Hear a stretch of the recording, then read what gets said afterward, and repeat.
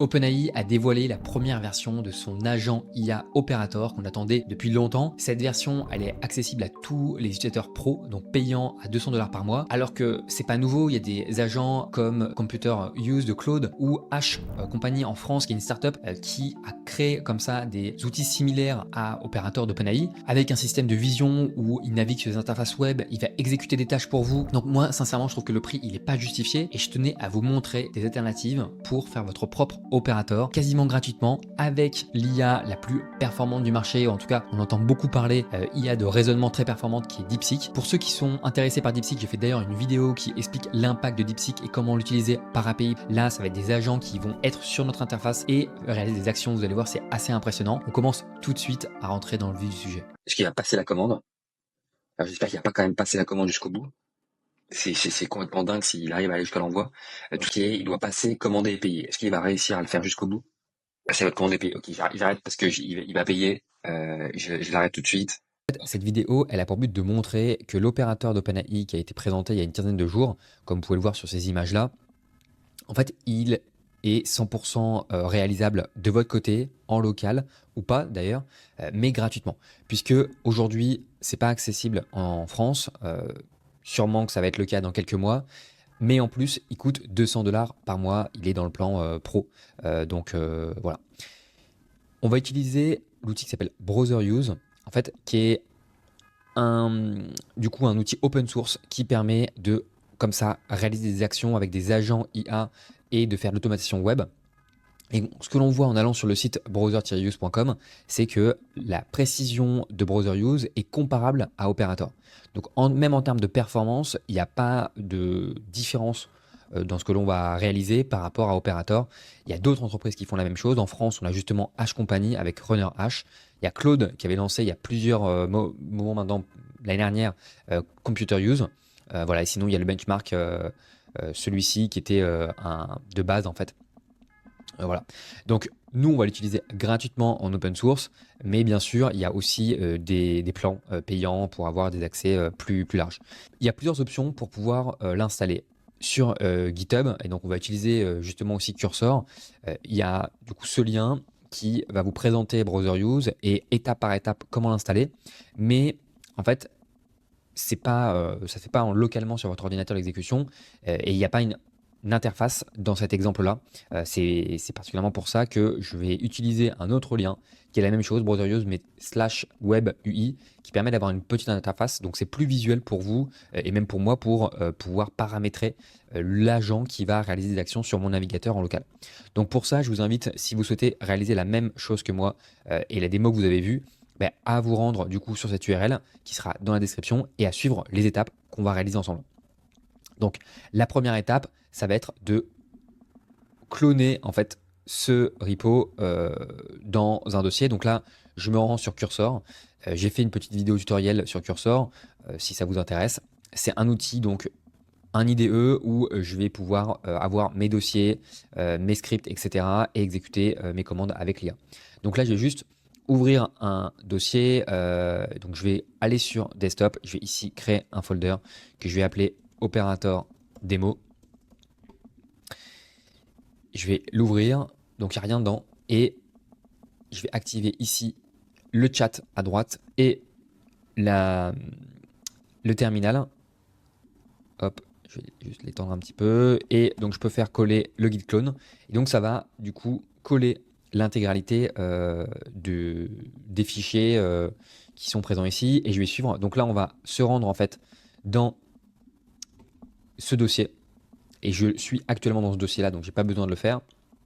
Et on va ensuite configurer l'environnement Python. Donc là, je suis simplement les étapes qui me sont indiquées. Ok, c'est fait.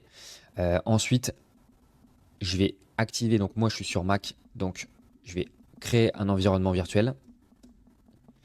Ok, donc là, ça doit être bon. Moi, je ne sais pas spécialement coder, donc après, je vais m'aider de l'IA s'il y a des problèmes. On va installer les dépendances, les packages Python. Voilà, c'est en cours. Ensuite, je vais installer Playwright. Alors, Playwright, c'est justement un outil qui va permettre de réaliser des actions un peu similaires à Selenium, pour ceux qui connaissent. Mais Voilà, bon, y a pas besoin de connaître l'outil sinon. Alors maintenant, on va configurer l'environnement. Je vais du coup ici, c'est-à-dire que là j'ai un environnement en exemple. Là ça va créer du coup ce dossier-là, ce fichier avec du coup les clés API que je vais pouvoir mettre directement ici. Donc là je peux mettre ma clé API OpenAI, Anthropic, Google, DeepSeek. On peut mettre même DeepSeek et d'ailleurs ça va être l'idée d'utiliser le modèle de raisonnement DeepSeek, voilà, etc., etc. Je vais laisser pour l'instant comme ça. Et donc nous, on va pas le faire sur Docker, qui permettrait du coup de le faire, d'exécuter à distance, mais nous on va le faire en local. Maintenant, on va pouvoir lancer l'interface web en copiant ici. Je peux retourner sur cursor. J'ai mon environnement. Alors ici dans mon environnement, ce que j'ai fait entre temps, c'est que j'ai collé ma clé API. Donc je vous invite à aller sur du coup le playground d'OpenAI pour créer une clé API et la coller ici. Je l'ai aussi fait pour DeepSeek et en fait pour l'instant malheureusement ça ne marche pas pour DeepSeek, je ne sais pas pourquoi. Je ne sais pas si c'est à cause de l'API ou si c'est browser use, mais en tout cas j'ai mis la clé API et d'OpenAI et ça fonctionne bien. Je vais du coup coller et en fait ce que ça va faire dans l'environnement que j'ai créé WebUI, ça va du coup me lancer un URL où je vais avoir une interface et pour ça je vais utiliser mon navigateur Chrome par défaut. C'est mon navigateur par défaut c'est Chrome, Google Chrome, et donc je vais utiliser ici Safari pour aller sur l'interface. Comme ça, ce que je vais faire, c'est que ici dans l'interface que j'ai, Agent Settings, et je vais lisser ici, je peux voir le nombre de steps maximum que l'agent peut faire, le nombre d'actions par étape, sachant que la plupart de ces outils, en fait, ils fonctionnent en termes de pricing par le nombre d'étapes que vous réalisez, voilà, quelques centimes par étape. Ici, dans l'onglet configuration du modèle, je vais pouvoir choisir n'importe quel modèle. Au début, mon idée, c'était de partir sur DeepSeek Raisonneur R1, mais malheureusement, ça ne fonctionne pas actuellement. Donc, je vais juste utiliser GPT-4o, même pas O3, O1, peu importe, juste GPT-4o. J'ai pas besoin, en fait, ici, je peux changer la température. Donc, la température, pour rappel, c'est un élément qui va permettre au modèle d'être plus terre à terre si je descends vers 0 ou de prendre un peu plus de liberté si je suis autour de 1, supérieur à 1. Moi, j'ai déjà mis ma clé API, donc j'ai pas besoin de la remettre ici. En fait, on utilise celle qui est dans mon document et voilà. Ici, dans le browser settings, ce que je vais faire, c'est que je vais utiliser mon propre navigateur. Ce qui est bien, c'est que je vais récupérer du coup tous les cookies qui sont sur mon navigateur et les identifiants, mots de passe. Comme ça, je vais pouvoir accéder à des sites que j'utilise régulièrement, déjà connectés, sans avoir à avoir une double authentification ou des captchas qui vont apparaître et qui vont forcer du coup l'agent à rentrer des informations, à se reconnecter, etc. C'est un peu délicat. Et donc, ça me permet par exemple d'aller sur les réseaux sociaux, LinkedIn, Instagram, peu importe, pour réaliser des actions. Et dans l'exemple, on va le voir aller par exemple sur Amazon. Pour utiliser votre propre navigateur, ce qu'il est important de voir, c'est que bon, ici, il y a des petits détails sur l'interface que l'on crée, l'adresse IP, le port que l'on peut changer, etc. Mais je vais pouvoir, moi, du coup, customiser le chemin de mon navigateur Chrome, et notamment, si j'ai plusieurs profils sur Chrome, lequel choisir. Donc, moi, c'est ce que j'ai fait. Ici, en fait, un peu plus bas, vous pouvez le voir, que j'ai du coup indiqué le chemin de mon navigateur Google Chrome, et également quelle personne utiliser, puisque sur votre navigateur Chrome, vous pouvez avoir plusieurs profils, on va le voir. Et donc moi j'ai utilisé mon profil principal pour l'exécuter. Donc maintenant, on va pouvoir retourner sur Safari et ici, aller dans Run Agent et donc mettre le prompt que l'on veut. On peut même ajouter des informations supplémentaires si on veut lui donner, donc par exemple si on veut lui mettre des identifiants, des mots de passe, on peut le mettre ici en information complémentaire. Et ce qui est marrant, c'est que récemment, OpenAI a aussi sorti Deep Research, qui est accessible par contre en France, mais qui est à $200 par mois. Et donc, de la même manière, vous pouvez en fait déclencher des tâches de recherche avec un contrôle sur le nombre de recherches qu'il est possible de faire, de requêtes exactement aussi par itération. Voilà, un petit contrôle. Je vais ici mettre le prompt. Donc ici, j'ai préparé un prompt que je colle. Va sur Amazon.fr et achète le livre Bullshit Jobs de David Graeber.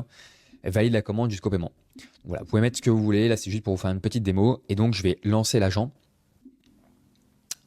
Et donc là, il y a je ne fais rien. pouvez le voir, ça a lancé du coup mon navigateur Chrome avec, il y a bien ma session qui a été lancée. Maintenant, est-ce qu'il va réussir à aller sur Amazon? Ok, Amazon. Il va du coup voir. Ce qui est bien, c'est qu'on, voilà, je fais toujours rien. On identifie les éléments, donc les blocs les blocs sur lesquels il peut cliquer. Et j'imagine qu'il va aller taper dans la barre de recherche. Sur curseur en parallèle, ce que vous pouvez faire, c'est voir. Donc là, on voit Bullshit Jobs David Graeber, qui l'a tapé directement. Il va déclencher la recherche. Est-ce qu'il va choisir le livre? Et je vais l'arrêter avant parce que sinon, il va vraiment réaliser la commande. Et en plus, sur Amazon, il n'y a pas besoin de valider le paiement. Donc ça va directement être commandé. On va juste voir si il va jusqu'à l'ajout du livre dans le panier. C'est juste dingue de voir un agent qui... Voilà, bah là il scrolle naturellement, j'ai pas scrollé, hein, il a directement identifié qu'il fallait aller plus bas, sûrement acheter cet article ou ajouter au panier, on va voir. Et donc il y a ma carte bleue qui est déjà enregistrée, ce qui fait qu'en fait il peut payer directement. Alors là il a mis ajouter au panier, ok, et donc là sûrement qu'il va aller cliquer sur passer la commande, puisque je lui ai précisé d'aller jusqu'au paiement. Donc, et comme vous pouvez le voir, on va voir les exécutions. Ce qui est bien, c'est que c'est un agent IA qui va identifier, raisonner, cliquer. Alors là, je vais arrêter tout de suite parce que, hop, sinon... Donc là, je peux aller ici et je vais faire CTRL-C pour arrêter l'exécution. Et donc, voilà, je viens d'arrêter. Et là, ce qu'on va pouvoir voir, c'est aussi les étapes qu'il a réalisées. Et donc, par exemple, à un moment donné, il était dans la période, dans le moment de réflexion, de raisonnement. La prochaine étape est de sélectionner le premier item qui correspond au livre souhaité et de l'ajouter au panier. Et donc, après, il fait le résumé, il réalise des actions, cliquez l'élément, voilà, il scrolle, cliquez l'élément ensuite. Et en fait, ce qui est bien du coup, c'est qu'on a vraiment le détail de ce qu'il doit faire. Ensuite, la prochaine étape, ajouter le livre au panier, procéder au checkout et valider la commande jusqu'au paiement.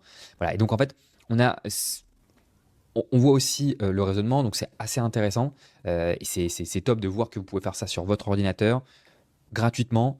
Voilà, je vous invite vraiment à tester. Déjà, même si vous n'avez pas forcément de use case, en fait, de comprendre et de voir la puissance de la techno, de vous familiariser avec ce type d'outils, puisque c'est des outils qu'on va sûrement retrouver très régulièrement pour, je vous donne un exemple, mais récupérer des documents en ligne, les stocker dans votre Drive par exemple automatiquement. Voilà, il y a pas mal de choses que vous pouvez faire où ça nécessite en fait parfois, comme il n'y a pas d'API, d'aller sur les sites en question et de réaliser des actions. Par exemple, réserver un Airbnb au centre-ville peu importe l'endroit, en dessous de X euros, bah, en fait, Airbnb, typiquement, ils n'ont pas d'API, ils vont sûrement pas en proposer une, et donc ça permet, quand on se connecte sur un profil Chrome, de pouvoir réaliser ces actions. J'espère que vous avez apprécié cette vidéo. N'oubliez pas de liker, de mettre un commentaire pour me dire ce que vous pensez de tout ça. Malheureusement, on n'a pas pu faire la démo sur DeepSeek, c'est intéressant DeepSeek parce que il y a le modèle de raisonnement R1 et en plus il est très peu cher, donc ça permet pour des coûts encore plus faibles, puisque là ce que je paye en fait ça va être l'API d'OpenAI, donc c'est pas 100% gratuit, mais en tout cas Browser Use est en open source et donc je peux l'utiliser gratuitement.